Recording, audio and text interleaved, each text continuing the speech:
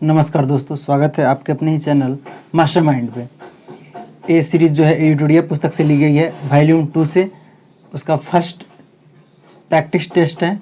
देखेंगे हम लोग पहला क्वेश्चन जो कि आपके स्क्रीन पे है। कहा जा रहा है कि सार्वजनिक पद का अधिकार कैसा अधिकार है, यानी कि सार्वजनिक पद का जो अधिकार है एक ऐसा अधिकार है, इसके बारे में पूछ रहा है। पहला ऑप्शन शैक्षणिक अधिकार है, या नागरिक अधिकार है, या राजनीतिक अधिकार है, या आर्थिक अधिकार है। तो सार्वजनिक पद का अधिकार जो है नागरिक अधिकार होता है। ध्यान रखिएगा, क्या चीज़ होता है? नागरिक अधिकार होता है। ये अनुच्छेद 16 में यह उपबंध इंगित करता है कि राज्य के अधीन किसी पद पर नियोजन या नियुक्ति से संबंधित विषय जितना है में सभी नागरिकों के लिए अवसर की समता होगी। तो ध्यान रखिएगा, ये नागरिक अधिकार से इंडिकेट करता है सार्वजनिक पद अधिकार। दूसरा क्वेश्चन देखेंगे। दूसरा में क्या कहा जा रहा है कि विदेश में भेजे जाने वाले विभिन्न संसदीय प्रतिनिधि मंडलों के लिए व्यक्तियों का नामांकन निम्नलिखित में से कौन करता है? राष्ट्रपति महोदय करते हैं, विदेश मंत्री करते हैं, या प्रधानमंत्री करते हैं, या लोकसभा अध्यक्ष करता है। तो विदेश में भेजे जाने वाले विभिन्न संसदीय प्रतिमंडलों के लिए व्यक्तियों का नामांकन करने का काम जो है लोकसभा अध्यक्ष करते हैं। ध्यान रखिएगा, लोकसभा अध्यक्ष। लोकसभा अध्यक्ष जो है भारतीय संसद समूह का पदेन अध्यक्ष होता है। लोकसभा अध्यक्ष के सलाह से विभिन्न संसदीय प्रतिनिधियों को विदेश में भेजा जाता है, इसलिए इसका सही जवाब लोकसभा अध्यक्ष हो जाएंगे। नेक्स्ट देखेंगे क्वेश्चन नंबर 3 में क्या कहा जा रहा है कि निम्न में से किसे संसद सदस्य ना होते हुए भी संसद को संबोधित करने का अधिकार होता है? बताइए कौन है वो? पहला ऑप्शन दे रखा है भारत का सॉलिसिटर जनरल, या भारत का अटॉर्नी जनरल। तीसरा ऑप्शन दे रखा है भारत के मुख्य न्यायाधीश, और चौथा ऑप्शन दे रखा है ए और बी दोनों। तो कौन ऐसा संसद व्यक्ति है जो संसद का सदस्य न होते हुए संसद में संबोधित करने का अधिकार उसको प्राप्त है? ऑप्शन के अनुसार तो यहाँ पे भारत का अटॉर्नी जनरल जो है या संसद का सदस्य न होते हुए भी उसको ये अधिकार प्राप्त है। अनुच्छेद जो है भारतीय संविधान के अनुच्छेद 76 में अटॉर्नी जनरल का वर्णन किया गया है, देख लीजिएगा। तो संसद का सदस्य न होते हुए अटॉर्नी जनरल और संसद को संबोधित कर सकता है। नेक्स्ट क्वेश्चन देखेंगे हम लोग 4 में क्या कहा जा रहा है कि संविधान सभा के प्रारूप समिति के अध्यक्ष कौन थे? सी राजगोपालाचारी, या डॉक्टर राजेंद्र प्रसाद, या डॉक्टर अंबेडकर, या जवाहरलाल नेहरू। तो प्रारूप समिति के यहाँ पे क्या पूछा जा रहा है? समिति के अध्यक्ष। तो बताइए कौन होंगे? डॉक्टर अंबेडकर साहब जो है प्रारूप समिति के अध्यक्ष थे। ध्यान रखिएगा, डॉक्टर भीमराव अंबेडकर। 29 जो है अगस्त को 1947 ईस्वी को संविधान सभा ने नवीन संविधान का प्रारूप तैयार करने के लिए एक प्रारूप समिति का गठन किया। इसका प्रारूप गठन किया जिसके अध्यक्ष जो भीमराव अंबेडकर थे। इस समिति में जो कुल कितने सदस्य थे? तो 7 सदस्य थे। ध्यान रखिए, कुल कितने? तो 7। नेक्स्ट क्वेश्चन की तरफ बढ़ा जाए। क्वेश्चन नंबर हम लोग 5 को देखेंगे। 5 में क्या कहा जा रहा है कि हमारे राष्ट्रीय ध्वज के मध्य स्थित धर्म चक्र का रंग कैसा है? गहरा नीला है, या सागरीय नीला है, या काला है, या उजला है? तो हमारे राष्ट्रीय ध्वज के मध्य में स्थित जो धर्म चक्र का रंग है वो गहरा नीला है। ध्यान रखिएगा, क्या चीज़? गहरा नीला है। इसमें अगर पूछे कितनी तिलिया है तो 24 तिलिया है। ध्यान रखिए, कितनी तिलिया है? तो 24 तिलिया है। ध्यान रखिएगा। नेक्स्ट क्वेश्चन की तरफ बढ़ा जाए। क्वेश्चन नंबर 6 को देखते हैं। 6 में क्या कहा जा रहा है कि भारत में कुल कितने क्षेत्रीय परिषद है? 3 परिषद है, या 4 परिषद है, या 5 परिषद है, या 6 परिषद है? तो भारत में कुल पूछे तो कितना? 5 क्षेत्रीय परिषद है। इसका सही जवाब 5 हो जाएंगे। लेकिन भारत में जो है जितने क्षेत्रीय परिषद है 5, इसका जो गठन जो राष्ट्रपति के द्वारा किया जाता है, और केंद्रीय गृह मंत्री इसके अध्यक्ष होते हैं। केंद्रीय गृह मंत्री इसका अध्यक्ष होते हैं, जबकि संबंधित राज्यों के मुख्यमंत्री इसके उपाध्यक्ष होते हैं क्षेत्रीय परिषद का। ध्यान रखिएगा। नेक्स्ट क्वेश्चन नंबर 7 को देखेंगे। 7 में क्या कहा जा रहा है कि संविधान के किस अनुच्छेद में प्राथमिक स्तर पर मातृभाषा में शिक्षा देने की बात की गई है? अनुच्छेद 21 का ए, या अनुच्छेद 45, या अनुच्छेद 350 के ए, या अनुच्छेद 351? तो भारतीय संविधान के अनुच्छेद 350 के ए में प्राथमिक स्तर पर मातृभाषा देने की बात की गई है, जबकि अनुच्छेद 351 में हिंदी भाषा को प्रोत्साहन करने की बात कही गई है। तो ध्यान रखिएगा, यहाँ पे सही जवाब क्या हो जाएंगे, अनुच्छेद 350A। लेकिन वहीं अगर 351 में क्या होगा, तो हिंदी भाषा को प्रोत्साहन के लिए, ध्यान रखिएगा। नेक्स्ट क्वेश्चन की तरफ बढ़ेंगे। क्वेश्चन नंबर 8 को देखेंगे। 8 में क्या कहा जा रहा है, किसी राष्ट्रपति के निर्वाचन के समय दूसरे चक्र की मतगणना करनी पड़ती थी, यानी जैल सिंह, वीवी गिरी, नीलम संजीव रेड्डी, KR नारायण। तो किस राष्ट्रपति के निर्वाचन के समय दूसरे चक्र की मतगणना करनी पड़ी थी, कौन राष्ट्रपति थे? तो वीवी गिरी भारत के चौथे राष्ट्रपति थे। उनका कार्यकाल जो है 1969 से लेकर के 74 तक रहा। ये एक ऐसे मात्र राष्ट्रपति थे जिनके निर्वाचन के समय दूसरे चक्र की मतगणना करनी पड़ी थी। ध्यान रखिएगा, क्या हो जाएंगे, वीवी गिरी। नेक्स्ट क्वेश्चन की तरफ बढ़ा जाए। क्वेश्चन नंबर हम लोग 9 को देखेंगे। 9 में क्या कहा जा रहा है कि किसी राज्य विधान परिषद में सदस्यों की न्यूनतम संख्या कितनी हो सकती है? 60 हो सकती है, या 55 हो सकती है, या 40 हो सकती है, या 36 हो सकती है। तो किसी राज्य विधान परिषद में सदस्यों की न्यूनतम संख्या 40 से कम नहीं हो सकती है कभी भी। वर्तमान में जो है भारत में कुल 6 राज्यों में विधान परिषद है। तो ध्यान रखिएगा, न्यूनतम पूछे तो कितना, 40। नेक्स्ट क्वेश्चन की तरफ बढ़ते हैं। क्वेश्चन नंबर 10 को देखेंगे। 10 में क्या कहा जा रहा है, निम्न में से कौन संघ सूची के अंतर्गत नहीं आता है? बताएंगे। टेलीफोन नहीं आता है, डाक नहीं आता है, या राज्य रक्षा नहीं आता है, या लोक स्वास्थ्य नहीं आता है। तो लोक स्वास्थ्य जो है संघ सूची के अंतर्गत नहीं आता है। ध्यान रखिएगा, यहाँ पे इसका सही जवाब क्या हो जाएंगे, लोक स्वास्थ्य, यानी कि option number D. Next question की तरफ बढ़ा जाए। क्वेश्चन नंबर 11 को देखेंगे। 11 में क्या कहा जा रहा है कि राष्ट्रीय विकास परिषद का गठन कब किया गया था? 1948 में किया गया था, या 1950 में किया गया था, या 1951 में किया गया था, या 1952 में किया गया था? तो राष्ट्रीय विकास परिषद का गठन जो है 6 अगस्त 1952 में किया गया था। ध्यान रखिएगा, इस परिषद के अध्यक्ष प्रधानमंत्री होते हैं।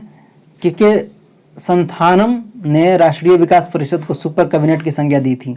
तो ध्यान रखिएगा, कब किया गया था गठन, 6 अगस्त 1952 को। यहाँ पे सही जवाब 1952 हो जाएंगे। नेक्स्ट क्वेश्चन देखेंगे हम लोग। क्वेश्चन नंबर 12 में क्या कहा जा रहा है, राज्य लोक सेवा आयोग के सदस्यों का कार्यकाल कितने वर्षों का होता है? बताएंगे। 3 वर्ष का होता है, या 5 वर्ष का होता है, या 6 वर्ष का होता है, या 2 वर्ष का होता है? तो राज्य लोक सेवा आयोग के अध्यक्ष जो होते हैं, इनका सदस्यों का कार्यकाल 6 वर्ष या 62 वर्ष की उम्र तक होता है। इन दोनों में जो भी पहले पूरा होगा उसी के तहत वो अवकाश प्राप्त करेंगे। तो ध्यान रखिएगा, 6 वर्ष। नेक्स्ट क्वेश्चन नंबर 13 को देखेंगे। 13 में क्या कहा जा रहा है कि सरदा एक्ट को किसके कार्यकाल के दौरान पारित किया गया था? किसके कार्यकाल के दौरान? विलियम बेंटिक के कार्यकाल के दौरान, या लॉर्ड इरविन के कार्यकाल के दौरान, या लॉर्ड रिपन के कार्यकाल के दौरान, या जेम्स फोर्ड के कार्यकाल के दौरान? तो सरदा एक्ट 1930 में जो है हरिविलास सरदा के प्रयासों से बाल विवाह निषेध कानून बना। इसमें लड़की की न्यूनतम आयु जो है विवाह की 18 वर्ष, सॉरी लड़के की जो है 18 वर्ष तथा लड़कियों की 14 वर्ष निर्धारित की गई थी। इस समय जो है वायसराय लॉर्ड इरविन थे। तो सरदा एक्ट जब पारित हुआ उस समय वायसराय लॉर्ड इरविन थे। ध्यान रखिएगा। नेक्स्ट क्वेश्चन देखेंगे। क्वेश्चन नंबर 14 में क्या कहा जा रहा है,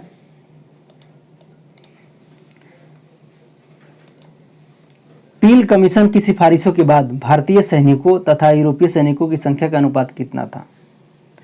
पील कमीशन के सिफारिश के बाद जो है भारतीय सैनिकों तथा यूरोपीय सैनिकों की संख्या का अनुपात पूछ रहा है।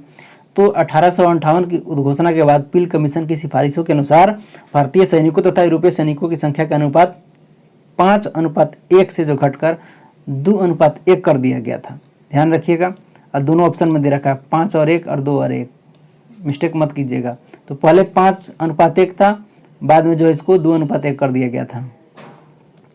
नेक्स्ट क्वेश्चन की तरफ बढ़ेंगे। क्वेश्चन नंबर 15 को देखेंगे। 15 में क्या कहा जा रहा है, किसने कहा था कि कांग्रेस याचना करने वाली संस्था है। बाल गंगाधर तिलक ने कहा था, या लाला लाजपत राय ने कहा था, या बिपिन चंद्र पाल ने कहा था, या लॉर्ड कर्जन ने कहा था? किसी ने कहा था कि कांग्रेस याचना करने वाली संस्था है। तो गर्मपंथी विचार के नेता बिपिन चंद्र पाल थे। तो बिपिन चंद्र पाल जो है कांग्रेस को याचना करने वाली संस्था कहा था, जबकि लाला लाजपत राय के अनुसार कांग्रेस लॉर्ड डर्फिन के दिमाग की उपज थी। और तिलक ने कांग्रेस के लिए सर्वप्रथम बिगिंग शब्द का प्रयोग किया था। तो ध्यान रखिएगा, यहाँ जो है सबसे पहले जो है बिपिन चंद्र पाल ने बोला था कि कांग्रेस याचना करने वाली संस्था है। बिपिन चंद्र पाल हो जाएंगे इसका सही जवाब। नेक्स्ट क्वेश्चन की तरफ बढ़ा जाए। क्वेश्चन नंबर 16 को देखेंगे। 16 में क्या कहा जा रहा है कि सर्वप्रथम स्वराज शब्द का प्रयोग किसने किया था? महात्मा गांधी ने किया था, जयप्रकाश नारायण ने किया था, या दयानंद सरस्वती ने किया था, या राजा राम मोहन राय ने किया था? तो स्वराज शब्द का सर्वप्रथम प्रयोग जो है दयानंद सरस्वती ने किया था। कौन? तो दयानंद सरस्वती ने किया था। इन्हें भारत का मार्टिन लूथर भी कहा जाता है। और 1875 में इन्होंने सत्यार्थ प्रकाश की रचना की, जिसे आर्य समाज का बाइबल भी कहा जाता है। तो ध्यान रखिएगा, सही जवाब क्या हो जाएंगे? दयानंद सरस्वती। नेक्स्ट क्वेश्चन की तरफ बढ़ा जाए। क्वेश्चन नंबर 17 को देखेंगे। 17 में क्या कहा जा रहा है? सुलेखन क्या होता है? 17 में कहा जा रहा है कि सुलेखन क्या होता है, बताएंगे? सुंदर हस्तलेखन या मूर्तिकला या शिलालेखों पर नक्काशी या चित्रकला का उन्नत ढंग। तो सुंदर हस्तलेखन को सुलेखन कहा जाता है। इस्लामिक दृष्टिकोण से अगर देखा जाए तो इस कला को एक पवित्र कला माना जाता है, जिसका प्रयोग कागजों तथा पत्थरों के सजावट के लिए किया जाता था। तो यहाँ पे इसका सही जवाब क्या हो जाएगा? सुलेखन का अर्थ होता है सुंदर हस्तलेखन से, यानी कि इसका सही जवाब ऑप्शन नंबर 1 सुंदर हस्तलेखन हो जाएंगे। नेक्स्ट क्वेश्चन देखेंगे। Question number 18। 18 में क्या कहा जा रहा है कि सिंधु घाटी सभ्यता के दौरान अग्निकुंड का साक्ष्य किस स्थान से प्राप्त हुआ है? मोहनजोदाड़ो से प्राप्त हुआ है, या कालीबंगा से प्राप्त हुआ है, या लोथल से प्राप्त हुआ है, या बनावली से प्राप्त हुआ है? तो बताएंगे। कालीबंगा की खोज जो है 1953 ईस्वी में की गई थी। यह जो है घग्गर नदी के किनारे स्थित है। कालीबंगा से ही अलंकृत ईंटों तथा अग्निकुंड का साक्ष्य मिला है। तो यहाँ पे सही जवाब क्या हो जाएंगे? कालीबंगा। यहाँ से ईंट और अग्निकुंड दोनों मिले हैं। इसकी खोज जो है 1953 में की गई थी। ध्यान रखिएगा, ये घग्गर नदी के किनारे स्थित है। नेक्स्ट क्वेश्चन की तरफ बढ़ते हैं। क्वेश्चन नंबर 19 को देखेंगे। 19 में क्या कहा जा रहा है कि कठोपनिषद किस वेद का उपनिषद है? ऋग्वेद का है, या सामवेद का है, या यजुर्वेद का है, या अथर्ववेद का है? तो कठोपनिषद जो है विद्यानकरक एवं ईशोपनिषद यजुर्वेद का उपनिषद है। यजुर्वेद के पुरोहित को अथर्व कहा जाता है। तो ध्यान रखिएगा, ये किसका जो है उपनिषद है? तो यजुर्वेद का है, कठोपनिषद। नेक्स्ट क्वेश्चन की तरफ बढ़ा जाए। क्वेश्चन नंबर 20 को देखेंगे। 20 में क्या कहा जा रहा है? किस प्रसिद्ध शासक ने कलिंग को मगध क्षेत्र में मिला लिया था? अशोक मिला लिया था, उदयन मिला लिया था, या महापद्मनंद मिला लिया था, या चंद्रगुप्त मौर्य मिला लिया था? तो महापद्मनंद जो है नंद वंश का संस्थापक था। इसने जो है एकराट की उपाधि धारण की तथा कलिंग के मगध में मिलाने का काम किया। इसने कलिंग से जीन की मूर्ति उठाकर मगध में लाया था। कौन? तो महापद्मनंद। तो कलिंग को मगध में मिलाने का काम कौन करता है? महापद्मनंद। सही जवाब महापद्मनंद हो जाएंगे। नेक्स्ट क्वेश्चन की तरफ बढ़ा जाए। क्वेश्चन नंबर 21 को देखेंगे। 21 में क्या कहा जा रहा है कि किस अभिलेख में गौतमीपुत्र सातकर्णी की विजय का उल्लेख है? नासिक अभिलेख में, जुनानगढ़ अभिलेख में, कौशाम्बिक अभिलेख में, या विसनगर अभिलेख में? तो गौतमीपुत्र जो है सातकर्णी के समय जो है सातवाहन वंश का पुनरुद्धार हुआ। इसने शकों को मालवा तथा कठियावाड़ छीन लिया। इसने सर्वप्रथम अपने नाम के आगे अपनी माता का नाम लगाया था। नासिक अभिलेख में जो है इसके विजय का वर्णन मिलता है। ध्यान रखिएगा, तो कौन सा अभिलेख हो जाएंगे? गौतमीपुत्र सातकर्णी विजय का उल्लेख नासिक अभिलेख में मिलता है जानकारी। नेक्स्ट क्वेश्चन, क्वेश्चन नंबर 22 को देखेंगे। 22 में क्या कहा जा रहा है कि जिल ए इलाही की उपाधि, जिल ए इलाही पूछा जा रहा है, प्रसिद्ध किस शासक ने धारण किया था? गियासुद्दीन तुगलक, मोहम्मद बिन तुगलक, बलबन, या अलाउद्दीन खिलजी?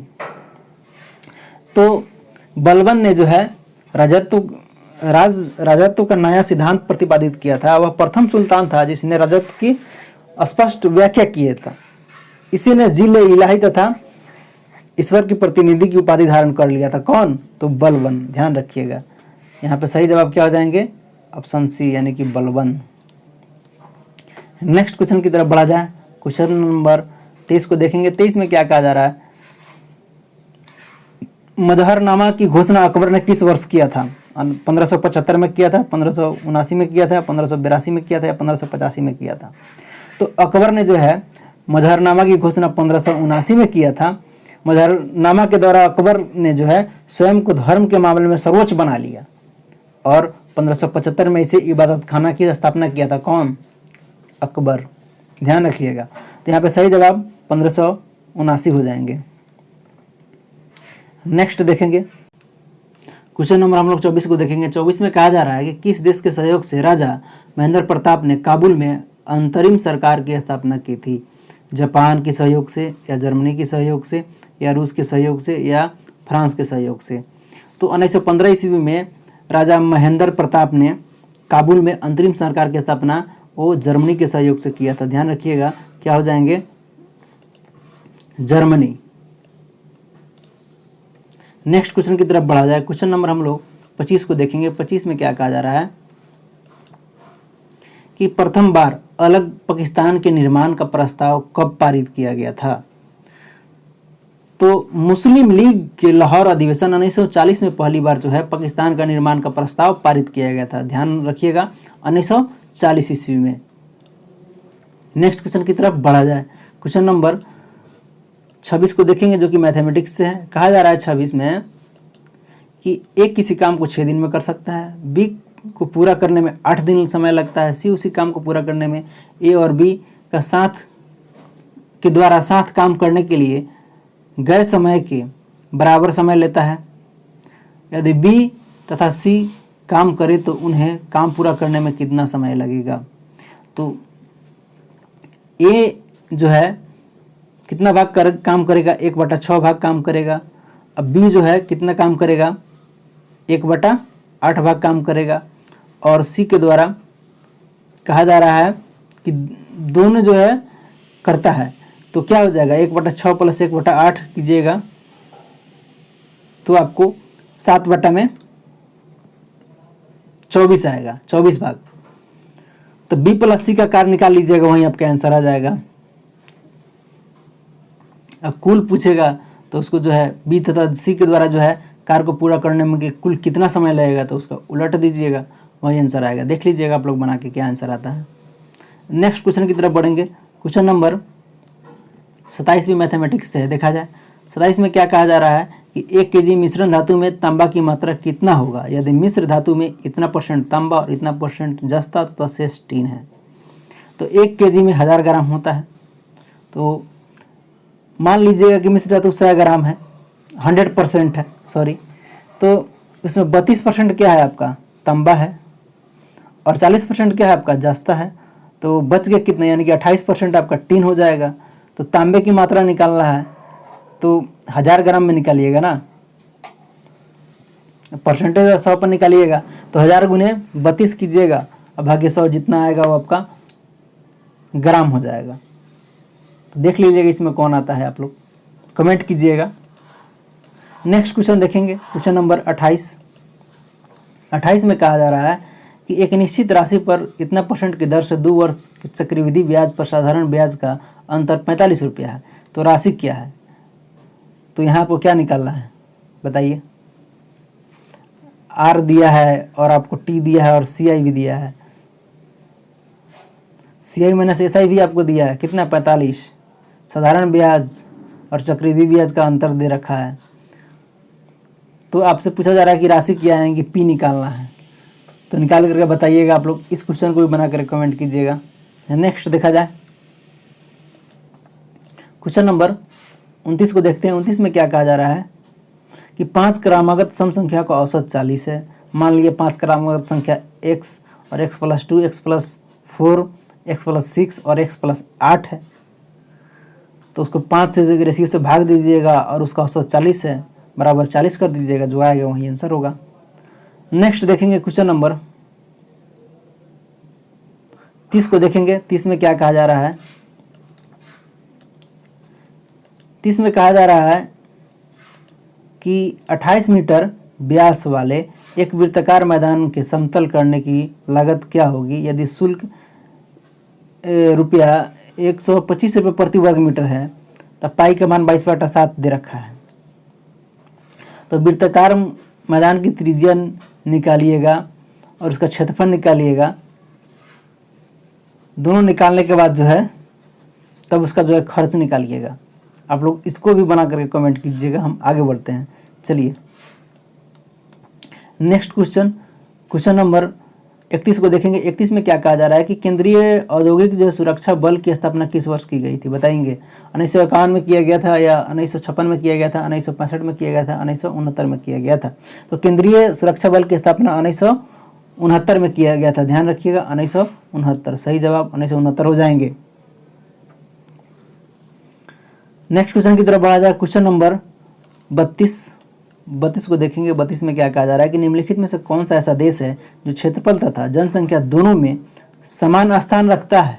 बहुत इंपॉर्टेंट क्वेश्चन है। वो कौन सा देश है जो क्षेत्रफल और जनसंख्या दोनों में समान स्थान रखता है। ऑस्ट्रेलिया, ब्राजील या कनाडा या इंडोनेशिया।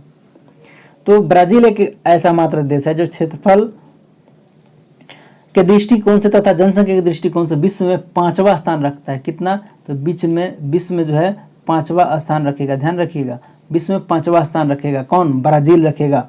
पहले पर रूस आता है, दूसरे पर जो है कनाडा, तीसरे पर चीन आता है, चौथे पर अमेरिका, 5 में ब्राजील आता है।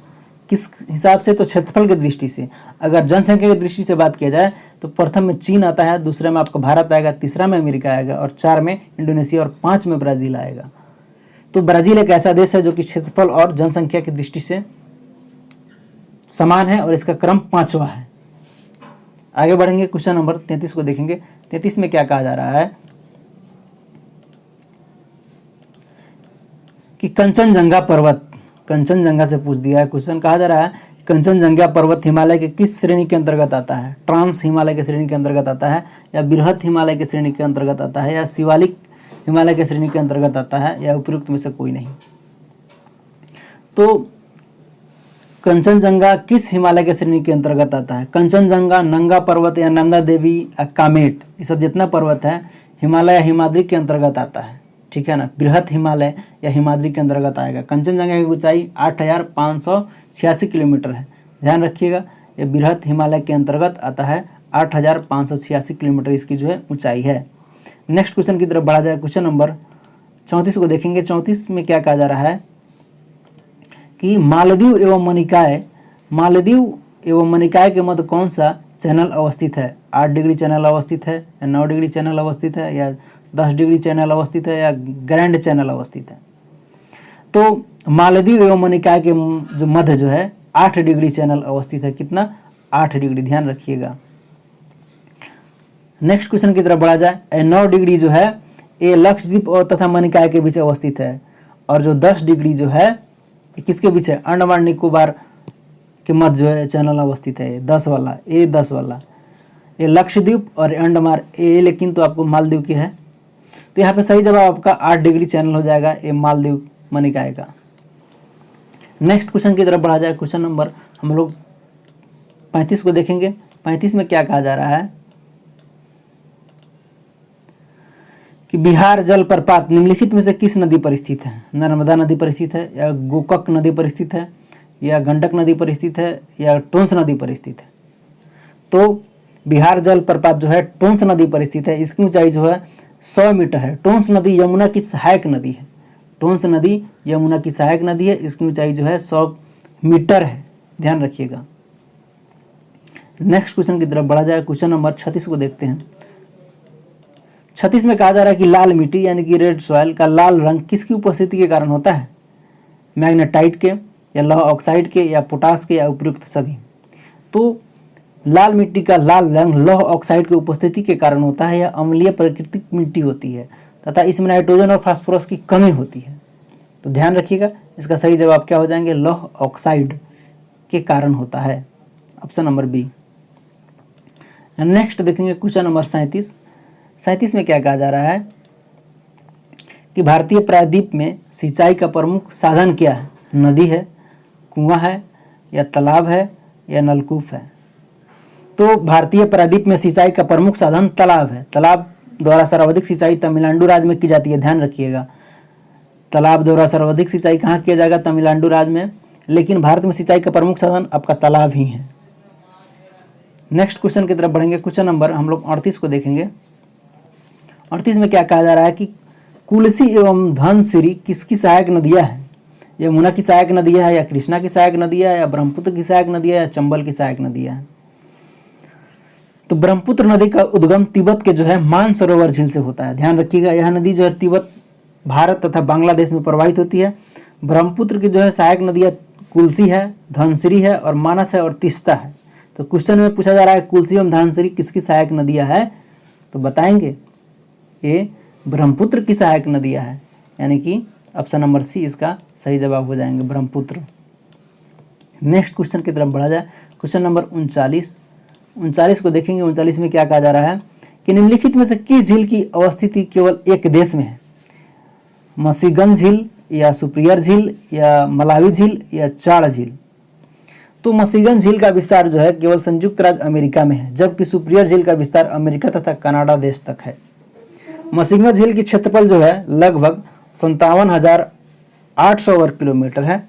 तो ध्यान रखिएगा, केवल एक देश में किसका है अवस्थिति, किस झील का? इस चारों ऑप्शन में बताएंगे।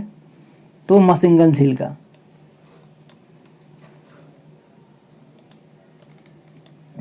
नेक्स्ट क्वेश्चन देखेंगे हम लोग। क्वेश्चन नंबर 40, फॉकलैंड जलधारा का संबंध किस महासागर से है? प्रशांत महासागर से है, हिंद महासागर से है, अटलांटिक महासागर से, उपयुक्त में से कोई नहीं। तो फॉकलैंड जलधारा अटलांटिक महासागर की एक ठंडी जलधारा है, ध्यान रखिएगा। तो किससे संबंध है इसका? तो अटलांटिक महासागर से संबंध रखता है, ऑप्शन नंबर सी, यानी अटलांटिक महासागर। नेक्स्ट क्वेश्चन देखेंगे हम लोग। क्वेश्चन नंबर 41 में क्या कहा जा रहा है कि रोहिला राष्ट्रीय उद्यान किस राज्य में अवस्थित है? वो मध्य प्रदेश में अवस्थित है, या पश्चिम बंगाल में अवस्थित है, या हिमाचल प्रदेश में अवस्थित है, या गोवा में अवस्थित है? तो रोहिला राष्ट्रीय उद्यान किस राज्य में अवस्थित है बताएंगे। रोहिला राष्ट्रीय उद्यान हिमाचल प्रदेश में जो है अवस्थित है, और यह कस्तूरी हिरन, भूरा भालू तथा पहाड़ी तेंदुओं के लिए प्रसिद्ध है। कस्तूरी हिरन ध्यान रखिएगा, और भूरा भालू के लिए, पहाड़ी तेंदुआ के लिए। तो यहाँ पे सही जवाब क्या हो जाएंगे? हिमाचल प्रदेश। नेक्स्ट क्वेश्चन देखेंगे हम लोग। क्वेश्चन नंबर 42 में क्या कहा जा रहा है? भारत में द्वितीय हरित क्रांति की शुरुआत कब हुई थी? 1967 से 68 के बीच में हुई थी, 1976 से 77 के बीच में हुई थी, या 1983 से 84 के बीच में हुई थी, या 1987 से 89 के बीच में हुई थी? तो भारत में द्वितीय हरित क्रांति की शुरुआत 1983 से 84 के बीच में हुआ था, ध्यान रखिएगा। इस क्रांति में अनाज उत्पादन, निवेश तथा कृषकों की दी जाने वाली सेवाओं का विस्तार किया गया। भारत में प्रथम हरित क्रांति की शुरुआत 1967 समझे 67 में हुई, उससे लेकर के 68 में हुआ था, ध्यान रखिएगा। लेकिन यहाँ पे पूछा जा रहा है क्वेश्चन में क्या चीज़? द्वितीय कब हुआ था? 1983 से लेकर के 84 में। अगर वहीं प्रथम पूछता तो क्या होगा जवाब? 67 से 68। प्रथम पूछता तो ए होता, प्रथम पूछता तो, ठीक है। लेकिन ये द्वितीय है 1983 से 84, ध्यान रखिएगा आप लोग। नेक्स्ट क्वेश्चन देखेंगे हम लोग। क्वेश्चन नंबर 43 में क्या कहा जा रहा है कि पड़ोसी देश म्यांमार के साथ कितने भारतीय राज्य सीमा साझा करते हैं? 3 या 4 या 5 या 6? तो म्यांमार के साथ 4 भारतीय राज्य जो है सीमा साझा करता है। कौन कौन? अरुणाचल प्रदेश और नागालैंड, मिजोरम और मणिपुर। ध्यान रखिएगा 4 कौन कौन? अरुणाचल प्रदेश, नागालैंड, मिजोरम और मणिपुर। नेक्स्ट देखेंगे क्वेश्चन नंबर 44 में क्या कहा जा रहा है कि निम्नलिखित में से कौन सा दर्रा जो है उत्तराखंड में अवस्थित नहीं है? ध्यान रखेंगे, यहाँ गलती मत करेंगे। कहा जा रहा है नहीं है, नहीं पर ध्यान देंगे। मन्ना दारा, या लेपुलेख दारा, या नीति दारा, या नाथुला दारा? तो यहाँ पूछ रहा है कौन नहीं है, तो मन्ना दारा, नीति दारा तथा लेपुलेख दारा उत्तराखंड में स्थित है, जबकि नाथुला दारा, जलेपेला दारा सिक्किम में स्थित है। तो ध्यान रखिएगा क्या हो जाएगा यहाँ पे? Nathula Dara. Next question number 45 देखेंगे। 45 में कहा जा रहा है कि रिजर्व बैंक ऑफ इंडिया का प्रतीक चिन्ह में से क्या है। रिजर्व बैंक ऑफ इंडिया का प्रतीक चिन्ह पूछा जा रहा है, बहुत इंपॉर्टेंट क्वेश्चन है, बताएंगे। तो रिजर्व बैंक ऑफ इंडिया का प्रतीक चिन्ह ताड़ वृक्ष के सामने एक बाघ है। ताड़ का वृक्ष होगा, उसके सामने एक बाघ है। आरबीआई की स्थापना 1935 में की गई थी। इसका मुख्यालय कहाँ है, तो मुंबई में है, ध्यान रखिएगा। तो क्या हो जाएंगे, प्रतीक रिजर्व बैंक का ताड़ वृक्ष के सामने एक बाघ है, ध्यान रखिएगा। इसका स्थापना 1935 में किया गया था। मुख्यालय कहाँ है, तो मुंबई में है। नेक्स्ट क्वेश्चन की तरफ हम लोग बढ़ेंगे। क्वेश्चन नंबर 45 को देखेंगे। 45 में क्या कहा जा रहा है कि नगद आरक्षित अनुपात तथा खुले बाजार की संक्रियाओं में विवेचन किसके साधन है। बजटीय नीति है, या व्यापार नीति है, या राजकोषीय नीति है, या मौद्रिक नीति है। तो बैंक दर नीति जो है बाजार परिचालन और नगद आरक्षित अनुपात की भिन्नता मौद्रिक नीति के साधन होते हैं। तो ध्यान रखेंगे मौद्रिक नीति, option number D. Next question 47 को देखेंगे। 47 में क्या कहा जा रहा है कि अन्नपूर्णा योजना से रिलेटेड क्वेश्चन है। कहा जा रहा है कि अन्नपूर्णा योजना की शुरुआत किस वर्ष की गई थी, बताएंगे आप लोग। 1989 में किया गया था, 1995 में किया गया था, या 2000 में किया गया था, या 2004 में किया गया था। तो अन्नपूर्णा योजना की शुरुआत 2 अक्टूबर 2000 को गाजियाबाद से किया गया था। इसका उद्देश्य जो है देश के सभी नागरिकों को भोजन उपलब्ध कराना था। तो ध्यान रखेंगे 2 अक्टूबर 2000 को, कहाँ, तो गाजियाबाद से। क्या हो जाएगा इसका सही जवाब, 2 अक्टूबर 2000 को, कहाँ से, तो गाजियाबाद से। नेक्स्ट क्वेश्चन बढ़ेंगे हम लोग। क्वेश्चन नंबर 48 को देखेंगे। आप लोग भी कमेंट करते चलिए। वाई के अलग समिति का संबंध किससे है। पहला बेरोजगारी से है, मुद्रास्फीति से, गरीबी से, या सभी से है। तो वाई की अलग समिति का संबंध गरीबी से है। ध्यान रखेंगे इस जो है समिति के पहली जो है बाहर शहर तथा ग्रामीण क्षेत्रों के लिए अलग अलग कैलोरी की मात्रा निर्धारित की गई थी। तो शहर के लिए कितना था, 2100, और ग्रामीण के लिए कितना, 8400। तो ध्यान रखिएगा कैलोरी की निर्धारित की गया था वाई के अलग समिति के द्वारा। तो ये किससे संबंध रखता है, तो ये गरीबी से रखता है। ध्यान रखेंगे गरीबी हो जाएंगे, गरीबी। नेक्स्ट क्वेश्चन हम लोग देखेंगे। क्वेश्चन नंबर 49 को देखेंगे। 49 में क्या कहा जा रहा है कि किस प्रधानमंत्री के कार्यकाल के दौरान 14 प्रमुख जो है व्यावसायिक बैंकों का राष्ट्रीयकरण कर दिया गया था। जवाहरलाल नेहरू, इंदिरा गांधी, लाल बहादुर शास्त्री, नरसिम्हा राव। तो भारत के सर्वप्रथम जो है 14 प्रमुख बैंकों का राष्ट्रीयकरण जब हुआ 15 अप्रैल 1969 को, तो उस समय भारत के प्रधानमंत्री कौन थे, श्रीमती इंदिरा गांधी जी। इंदिरा गांधी जी उस समय राष्ट्रीयकरण किया गया था व्यावसायिक बैंकों का। ध्यान रखेंगे, आगे बढ़ेंगे हम लोग, अभी तो विलय हो रहा है। चलेंगे 50 को देखेंगे। 50 में क्या कहा जा रहा है कि प्लानिंग एंड द पुअर पुस्तक का संबंध किससे है। प्लानिंग एंड द पुअर पुस्तक का संबंध किससे है, रेगनर नरकस से है, या एवीएस मिन्हास से है, या एडम स्मिथ से, या दादा भाई नौरोजी से है। तो प्लानिंग एंड द पुअर पुस्तक का संबंध जो है वीएस मिन्हास से है, जबकि प्रछन्न बेरोजगारी का सिद्धांत जो है रेगनर नरकस ने दिया था। प्रछन्न बेरोजगारी का सिद्धांत रेगनर नरकस ने दिया था, लेकिन ये पुस्तक का संबंध किससे है, तो वीएस मिन्हास से है। ध्यान रखेंगे वीएस मिन्हास। नेक्स्ट क्वेश्चन की तरफ बढ़ेंगे। क्वेश्चन नंबर 51 को देखेंगे। 51 में क्या कहा जा रहा है, विश्व विरासत संधि पर भारत ने किस वर्ष जो है हस्ताक्षर करने का काम किया, 1960 में, 1965 में, 1970 में, या 1976 में। तो विश्व विरासत संधि पर पर्यावरणीय स्थल के संरक्षण से संबंधित जिस पर जो भारत ने अक्टूबर 1976 में हस्ताक्षर करने का काम किया, कब, तो 1976 में। इसका सही जवाब क्या हो जाएंगे, 1976। नेक्स्ट देखेंगे हम लोग क्वेश्चन नंबर 52 को देखेंगे। 52 में क्या कहा जा रहा है कि भारतीय वन प्रबंधन संस्थान का मुख्यालय कहाँ है, दिल्ली में है, भोपाल में है, कोलकाता में है, या नागपुर में है, बताएंगे। तो भारतीय वन प्रबंधन संस्थान का मुख्यालय भोपाल में है। ध्यान रखेंगे, और जबकि राष्ट्रीय पर्यावरण शोध संस्थान पूछेगा तो नागपुर में पूछेगा, मारिएगा, ठीक है। लेकिन यहाँ पे सही जवाब क्या हो जाएंगे, भोपाल। अब जब पूछे कि राष्ट्रीय पर्यावरण शोध संस्थान कहाँ, तो नागपुर, लेकिन प्रबंधन संस्थान तो भोपाल। नेक्स्ट देखेंगे हम लोग क्वेश्चन नंबर 53 को देखेंगे। 53 में क्या कहा जा रहा है कि निम्नलिखित में से कौन सा इनपुट डिवाइस का उदाहरण नहीं है, स्कैनर नहीं है, प्रिंटर नहीं है, जॉयस्टिक नहीं है या कीबोर्ड नहीं है। तो स्कैनर, जॉयस्टिक और कीबोर्ड, माउस आदि सब क्या है, इनपुट डिवाइस है, जबकि प्रिंटर और आउटपुट डिवाइस का उदाहरण है। तो यहाँ पूछ रहा है उदाहरण नहीं है, तो क्या होगा जवाब, प्रिंटर। इनपुट डिवाइस का उदाहरण नहीं है, कौन हो जाएगा, प्रिंटर। ध्यान रखेंगे, प्रिंटर। आगे बढ़ेंगे हम लोग, क्वेश्चन नंबर 54 को देखेंगे। 54 में क्या कहा जा रहा है, निम्न में से किसका संबंध ग्रीन हाउस गैस के उत्सर्जन में कटौती से है, मॉन्ट्रियल प्रोटोकॉल या लंदन सम्मेलन या क्वाटो प्रोटोकॉल या वियना सम्मेलन। तो क्वाटो प्रोटोकॉल का संबंध ग्रीन हाउस गैसों के उत्सर्जन में कटौती से है। ध्यान रखेंगे किसका, तो Kyoto protocol, option number C. Next question की तरफ बढ़ेंगे। क्वेश्चन नंबर 55 को देखेंगे। 55 में क्या कहा जा रहा है कि भारत में गुणवत्ता के दृष्टिकोण से एक मार्क एक्ट कब लागू हुआ, 1937 में या 1946 में या 1949 में या 1956 में।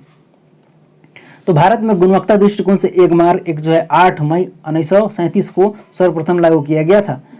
इसका जो है संशोधन 1986 में किया गया था। भारत में कृषि खाद्यों को कृषि जो है खाद्य उत्पादों पदार्थों पर लगाया जाता है एक मार्क, ठीक है ना। तो दृष्टिकोण से पूछ रहा है कब लागू किया गया था, तो 1937 में लागू हो जाएगा। और संशोधन कब होता है, 1986 में। ध्यान रखेंगे। नेक्स्ट क्वेश्चन की तरफ बढ़ेंगे हम लोग। क्वेश्चन नंबर 56 को देखेंगे। 56 में क्या कहा जा रहा है, हाल ही में किस भारतीय पहलवान ने 65 किलोग्राम वर्ग में विश्व में नंबर 1 रैंकिंग हासिल किया है, दीपक पुनिया या बजरंग पुनिया या विनेश फोगाट या सुशील कुमार। तो भारतीय पहलवान जो है कौन, बजरंग पुनिया ने विश्व में नंबर 1 रैंकिंग हासिल किया है। ध्यान रखेंगे क्या हो जाएगा इसका सही जवाब, बी यानी कि बजरंग पुनिया, बजरंग पुनिया। नेक्स्ट देखेंगे क्वेश्चन नंबर 57 में क्या कहा जा रहा है कि हाल ही में किस देश ने अंतरिक्ष में अपना पहला सैन्य अभियान शुरू किया है, यूएसए या फ्रांस या रूस या चीन।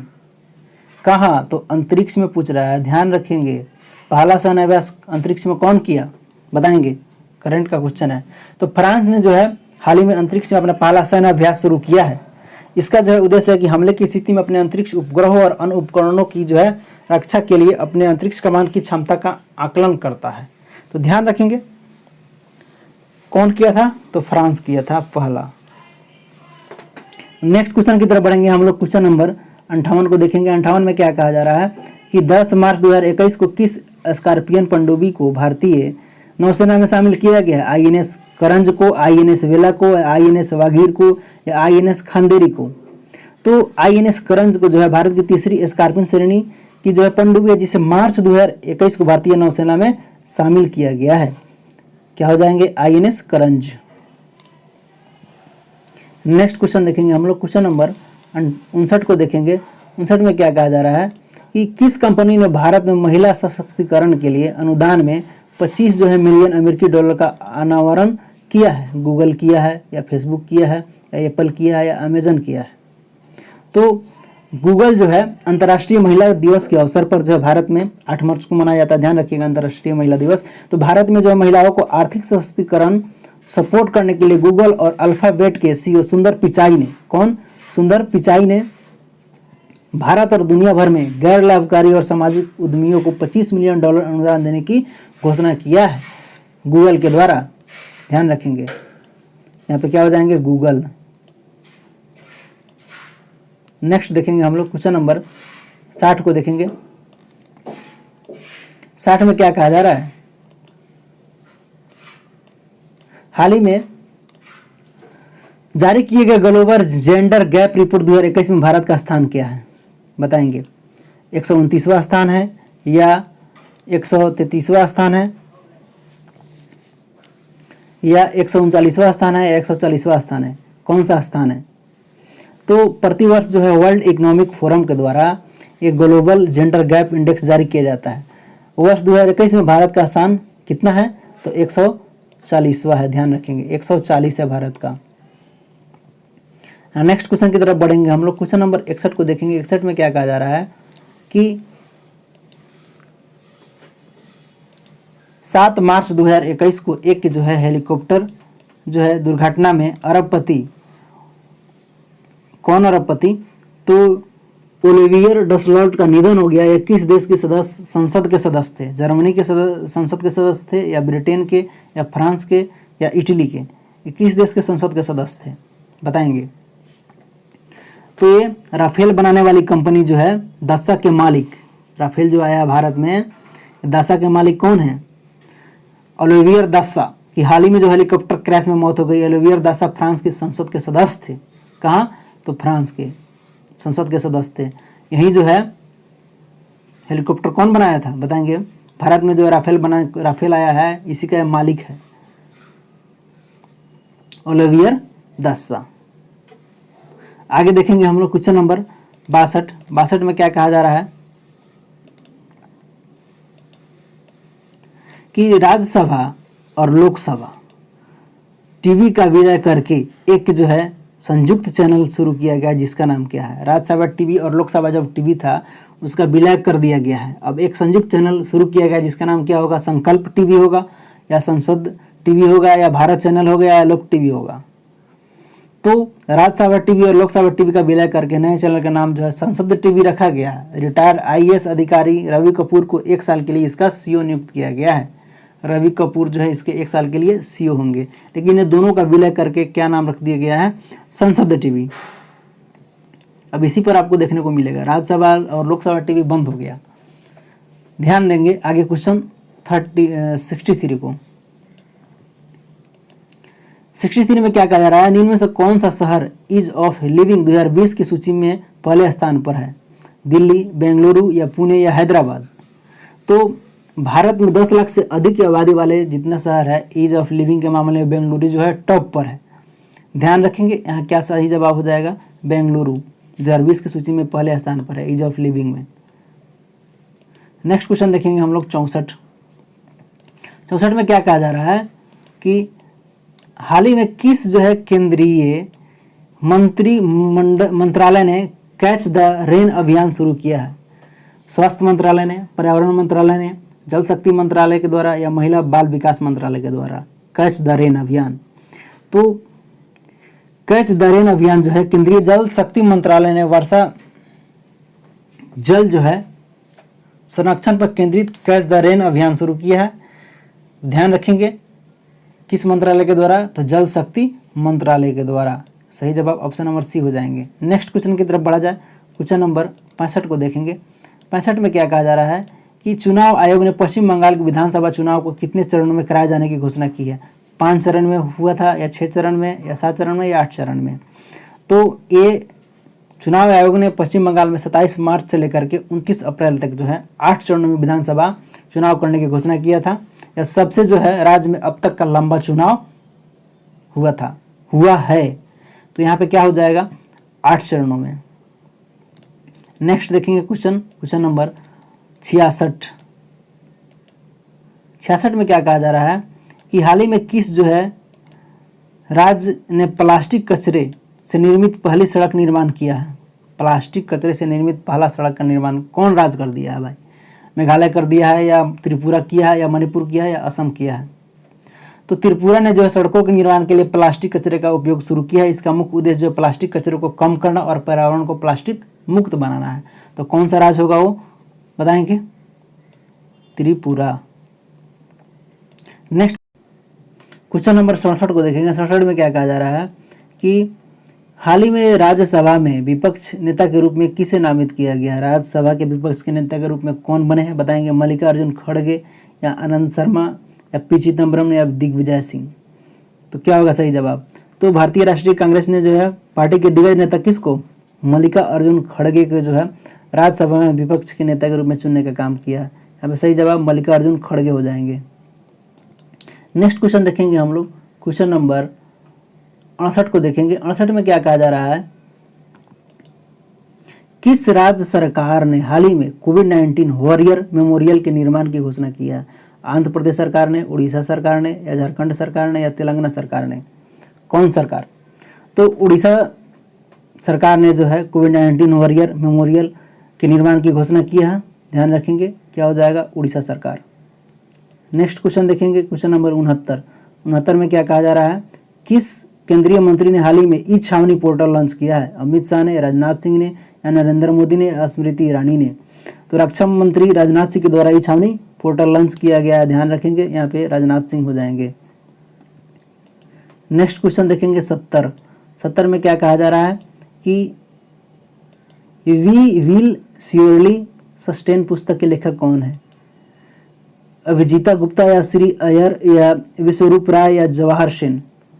तो वी विल श्योरली सस्टेन पुस्तक के लेखक अभिजीता गुप्ता है। अभिजीता गुप्ता जो है अन्य पुस्तकों में हैप्पीनेस ऑलराउंड प्रमुख है। इन पुस्तकों को लिखने के बाद ये दुनिया की सबसे कम उम्र की लेखिका बन गई है। कौन पुस्तक लिखने के बाद? वी विल श्योरली सस्टेन पुस्तक लिखने के बाद कौन दुनिया की सबसे कम उम्र की लेखिका बन गई है? तो अभिजीता गुप्ता, इसको भी ध्यान रखेंगे। तो सही जवाब क्या हो जाएगा? अभिजीता गुप्ता। नेक्स्ट देखेंगे हम लोग क्वेश्चन नंबर 71 में क्या कहा जा रहा है कि हाल ही में किस राज्य सरकार ने काला नमक चावल महोत्सव का शुभारंभ किया है? उत्तर प्रदेश, मध्य प्रदेश या मणिपुर या मध्य प्रदेश या उत्तर प्रदेश या उपयुक्त में से कोई नहीं। तो उत्तर प्रदेश में मुख्यमंत्री योगी आदित्यनाथ ने जो है कपिल वस्तु में इस महोत्सव का शुभारंभ किया। कौन? तो काला नमक चावल महोत्सव का शुभारंभ किया। कहाँ? तो उत्तर प्रदेश में मुख्यमंत्री योगी आदित्यनाथ के द्वारा। नेक्स्ट क्वेश्चन की तरफ बढ़ेंगे। क्वेश्चन नंबर हम लोग 72 को देखेंगे। 72 में क्या कहा जा रहा है कि हाल ही में किसने हिंदी भाषा के लिए साहित्य अकादमी पुरस्कार 2020 से सम्मानित किया गया? अनामिका को, राजेंद्र भंडारी को, रोहिणी सेन को या सुधा मूर्ति को। तो लेखिका अनामिका का संबंध जो है बिहार राज्य से है और इन्होंने टुकड़ी में दिवंगत पुस्तक के लिए यह पुरस्कार जीता है। टुकड़ी में दिवंगत पुस्तक के लिए इन्होंने पुरस्कार जीता है। साहित्य अकादमी पुरस्कार इस वर्ष 20 भाषाओं में दिया गया, ध्यान रखेंगे। तो अनामिका जी को दिया गया, यह बिहार से है। नेक्स्ट क्वेश्चन देखेंगे हम लोग 73। एंटोनियो की पहली महिला प्रधानमंत्री कौन बना है? एस्टोनियो देश की पहली महिला प्रधानमंत्री कौन बनी है?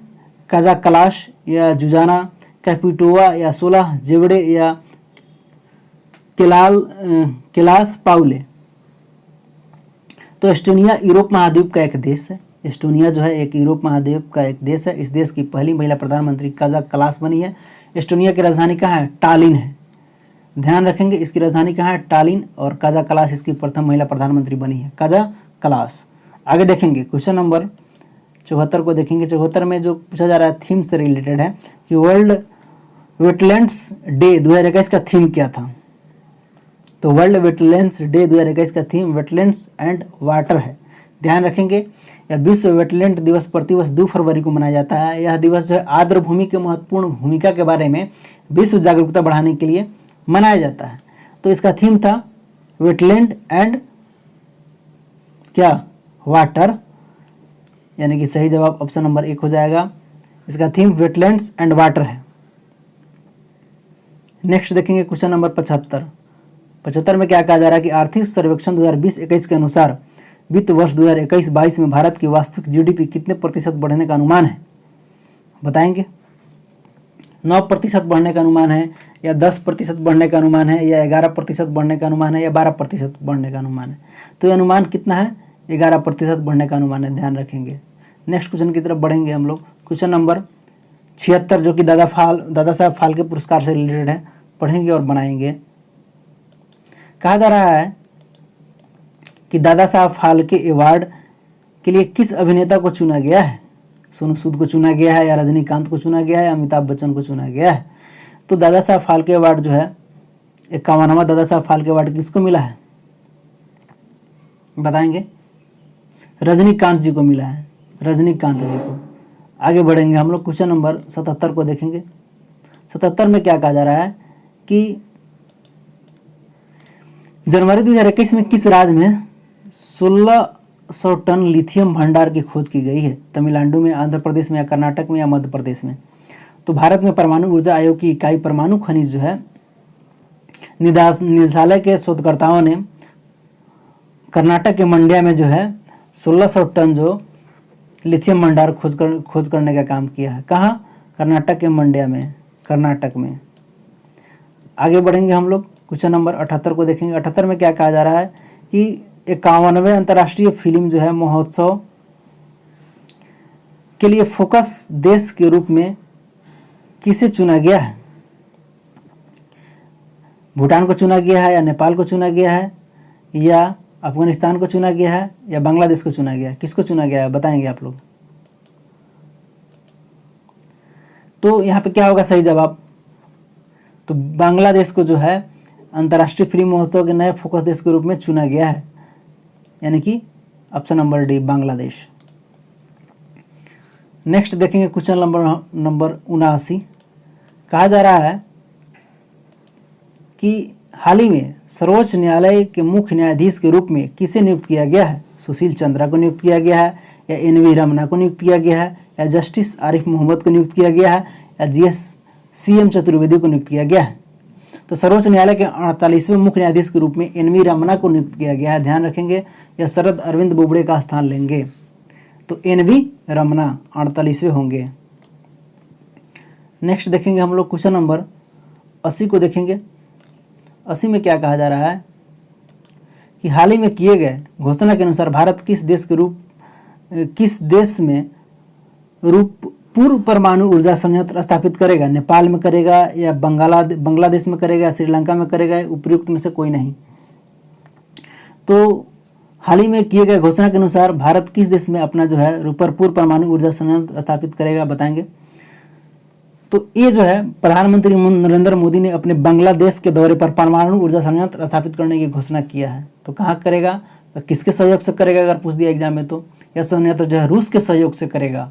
कहाँ? तो बांग्लादेश में करेगा। ध्यान रखेंगे, सहयोग कौन देगा? रूस देगा। कहाँ करेगा? बांग्लादेश में करेगा। Next question number 81।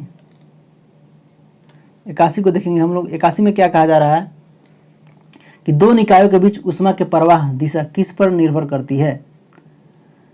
उनके अपने तापमान पर निर्भर करती है, उनकी गुप्त ऊष्मा पर निर्भर करती है, उनकी विशिष्ट ऊष्मा पर निर्भर करती है या उपयुक्त सभी?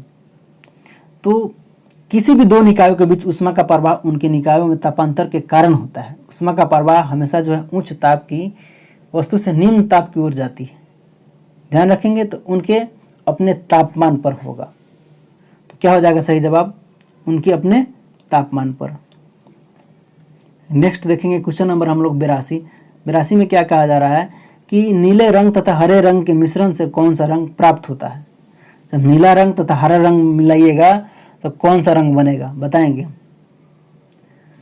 सियान बनेगा या भूरा बनेगा या काला बनेगा या बैगनी बनेगा? तो नीले रंग तथा हरे रंग के मिश्रण को जो मिला दीजिएगा तो सियान रंग प्राप्त होता है। इसे एक्वा रंग भी कहते हैं। कौन सा रंग? सियान रंग। इसे हम लोग एक्वा रंग भी कहते हैं। सियान रंग मिलेगा। नेक्स्ट देखेंगे हम लोग क्वेश्चन 83 में क्या कहा जा रहा है कि ध्वनि ऊर्जा तथा विद्युत ऊर्जा में परिवर्तन किसके माध्यम से होता है? ध्वनि ऊर्जा का विद्युत ऊर्जा में रूपांतरण ग्रामोफोन के द्वारा होगा या लाउड स्पीकर के द्वारा होगा या माइक्रोफोन के द्वारा होगा या उपयुक्त में से कोई नहीं? तो माइक्रोफोन के द्वारा जो है ध्वनि ऊर्जा विद्युत ऊर्जा में परिवर्तित होता है। ध्यान रखेंगे, यहाँ पे सही जवाब क्या हो जाएगा? माइक्रोफोन, जो ध्वनि ऊर्जा को विद्युत ऊर्जा में परिवर्तित करने का काम करता है। इसी के उल्टा आपको लाउड स्पीकर हो जाएगा। नेक्स्ट देखेंगे 84 में क्या कहा जा रहा है कि निम्नलिखित में से कौन सी आभासी बल का उदाहरण है? अभिकेंद्रीय बल या अपकेंद्रीय बल या अपकेंद्रीय प्रतिक्रिया बल या नाभिकीय बल? तो यहाँ पे पूछ रहा है कौन सा जो है आभासी बल का उदाहरण है। तो किसी वृत्ताकार पथ पर जो है केंद्र से जब बाहर की ओर लगने वाला बल अपकेंद्रीय बल कहलाता है। जब कोई वृत्ताकार पथ होगा तो उसके केंद्र के से जो बाहर वाला बल लगेगा अपकेंद्रीय कहलाएगा। अपकेंद्रीय बल एक प्रकार का जड़त्वीय बल होता है, इसे हम लोग आभासी बल भी कहते हैं। ध्यान रखेंगे, तो कौन सा बल होगा बताएंगे? अपकेंद्रीय बल, ये बाहर की ओर लगता है। नेक्स्ट देखेंगे क्वेश्चन नंबर हम लोग 85 में क्या कहा जा रहा है कि विद्युत चालकता की यूनिट क्या है? महो है या ओम है या ओम क्यू है या उपयुक्त में से कोई नहीं? तो जो है विद्युत चालकता की यूनिट क्या होता है बताएंगे? बहुत ही क्वेश्चन है। महो होता है। ध्यान रखेंगे, महो होता है। विद्युत चालकता की यूनिट महो होता है। नेक्स्ट क्वेश्चन देखेंगे हम लोग क्वेश्चन नंबर 86 को देखेंगे। 86 में क्या कहा जा रहा है कि जब शुद्ध जल में डिटर्जेंट डाला जाता है, जब शुद्ध जल में डिटर्जेंट को डाला जाता है तो पृष्ठ तनाव पर क्या प्रभाव पड़ता है? बढ़ जाता है, घट जाता है, अपवर्तित रहता है? उपयुक्त में से कोई नहीं। जब शुद्ध जल पर डालिएगा डिटर्जेंट तो क्या हो जाएगा? पृष्ठ तनाव आपका घट जाता है, यानी कि घट जाएगा। नेक्स्ट देखेंगे हम लोग क्वेश्चन 87। 87 में क्या कहा जा रहा है कि निम्नलिखित में से कौन सी धातु जल के साथ अभिक्रिया करके हाइड्रोजन उत्पन्न नहीं करती है। ध्यान रखेंगे यहाँ पे नहीं कह रहा है लिथियम या कैडमियम या पोटेशियम या सोडियम। तो सभी सारी धातु जल से विक्रिया करके हाइड्रोजन उत्पन्न करते हैं, क्योंकि इनका जो आयरन विभव हाइड्रोजन से अधिक होता है, जबकि कैडमियम का आयरन विभव कम होने के कारण जल से हाइड्रोजन को विस्थापित नहीं कर पाता है। तो यहाँ पे क्या होगा सही जवाब कैडमियम। नेक्स्ट देखेंगे क्वेश्चन नंबर हम लोग 88। 88 में क्या कहा जा रहा है कि निम्न में से किसे जो है भूरा कोयला कहा जाता है, बिटुमिनस को या एंथ्रासाइट को या लिग्नाइट को, इनमें से कोई नहीं। तो लिग्नाइट कोयला को हम लोग भूरा कोयला के नाम से भी जानते हैं। यहाँ पे सही जवाब क्या हो जाएगा, लिग्नाइट कोयला को हम लोग भूरा कोयला के नाम से भी जानते हैं। लिग्नाइट को हम लोग भूरा कोयला के नाम से जाना जाता है। ध्यान देंगे 89। किस कारण जो है फिटकिरी रक्तस्राव को रोकने में सहायता होती है, इमल्सन या उपोहन या स्कंदन, उपयुक्त में से कोई नहीं। तो मामूली जब कट फट जाता है तो रक्तस्राव होता है, तो उसे जो है रोकने के लिए फिटकिरी का प्रयोग हम लोग करते हैं, जो स्कंदन के कारण ऐसा कर पाता है। तो ध्यान रखेंगे इसका जो है फिटकिरी का रासायनिक नाम पोटेशियम एल्यूमिनियम सल्फेट है। पोटेशियम एल्यूमिनियम सल्फेट है। तो किसके कारण होता है, तो स्कंदन के कारण होता है। जब फिटकिरी डालते हैं रक्तस्राव होता है तो रुक जाता है, तो ये स्कंदन के कारण है, रुकता है। ध्यान रखेंगे। नेक्स्ट क्वेश्चन देखेंगे हम लोग 90 को देखेंगे। 90 में क्या कहा जा रहा है कि जल गैस निम्नलिखित में से किसका मिश्रण है, CO + H2O या CO + H2 या CO2 + CO या CO2 + H2। तो जल गैस कार्बन मोनोऑक्साइड तथा हाइड्रोजन गैस का मिश्रण है, CO + H2। क्या होगा सही जवाब, CO + H2। कार्बन प्लस किसका, हाइड्रोजन गैस का, carbon monoxide plus hydrogen gas का। नेक्स्ट देखेंगे क्वेश्चन 91 को देखेंगे। रेयन का निर्माण निम्न में से किससे किया जाता है, गैसोलीन से किया जाता है या प्लास्टिक से किया जाता है या पेट्रोलियम से किया जाता है या सेल्यूलोज से किया जाता है। तो रेयन को कृत्रिम सील के नाम से भी जाना जाता है या सेल्यूलोज द्वारा रासायनिक क्रिया द्वारा बनता है। रेयन जो है पॉलीसेक्राइड का उदाहरण है। तो ये किससे बनता है, सेल्यूलोज से निर्माण किया जाता है रेयन, ठीक है ना। तो यहाँ पे सही जवाब क्या हो जाएगा, सेल्यूलोज। नेक्स्ट देखेंगे क्वेश्चन नंबर हम लोग 92 में क्या कहा जा रहा है कि मोनोजाइट निम्न में से कौन सा खनिज पाया जाता है। मोनोजाइट में थोरियम पाया जाएगा या यूरेनियम पाया जाएगा या पोटेशियम पाया जाएगा या उपयुक्त में से कोई नहीं। तो मोनोजाइट में थोरियम खनिज पाया जाता है। ध्यान रखेंगे क्या खनिज पाया जाता है, थोरियम। नेक्स्ट क्वेश्चन की तरफ बढ़ेंगे हम लोग 93 को देखेंगे। 93 में क्या कहा जा रहा है कि 93 में देखेंगे। 93 में कहा जा रहा है कि रेडियो सक्रियता निम्न में से किसका प्रमुख गुण है, नाभिक का प्रमुख गुण है या इलेक्ट्रॉन का प्रमुख गुण है या न्यूट्रॉन का प्रमुख गुण है या प्रोटॉन का प्रमुख गुण है। तो रेडियो सक्रियता नाभिक का एक प्रमुख गुण है। ये किसका गुण है, तो नाभिक का एक प्रमुख गुण है। ध्यान रखेंगे किसका गुण है, तो नाभिक का एक प्रमुख गुण है रेडियो सक्रियता। नेक्स्ट क्वेश्चन देखेंगे हम लोग 94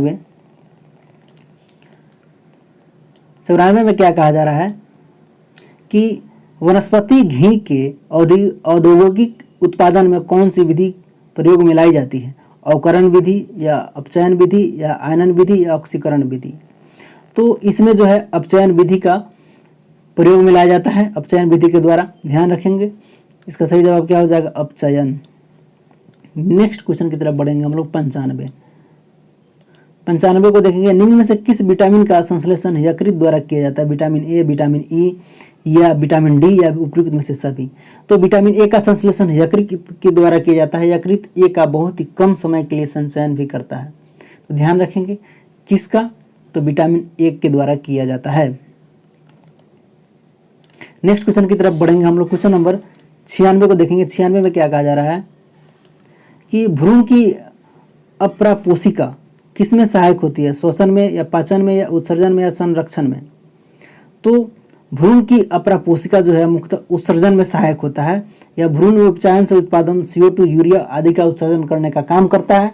तो किसमें होगा, तो उत्सर्जन में सहायक होता है। ध्यान रखेंगे उत्सर्जन। नेक्स्ट देखेंगे हम लोग क्वेश्चन नंबर 97। सार्वत्रिक रक्तदाता वाले लोग जिनका रुधिर वर्ग होता है, ओ होगा या ए होगा या बी होगा या ए बी होगा। तो एंटीजन के जो है अनुपस्थिति के कारण रक्त समूह ओ को सर्वदाता कहा जाता है, जबकि रक्त समूह ए बी को सर्वग्राही कहा जाता है और ए बी को एंटीबॉडी का अभाव बोला जाता है। तो एंटीजन के अनुपस्थिति के कारण रक्त समूह ओ को सर्वदाता ब्लड डोनर बोला जाता है। किसको? तो ओ को, ध्यान रखेंगे।